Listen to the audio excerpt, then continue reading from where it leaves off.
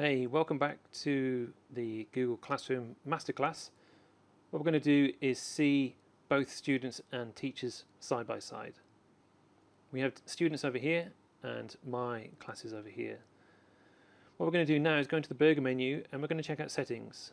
So the settings, as soon as we turn on email notifications, we will get pretty much the same bunch of settings in either student or teacher setting windows. You can turn these on and off granularly. It's quite handy, especially if you're on school closure. And then you can turn them off according to your class, which is really super handy. And so you can tell kids in your class, students, which ones they can turn on and off. So they should get notifications based on assignments and quizzes that you are setting.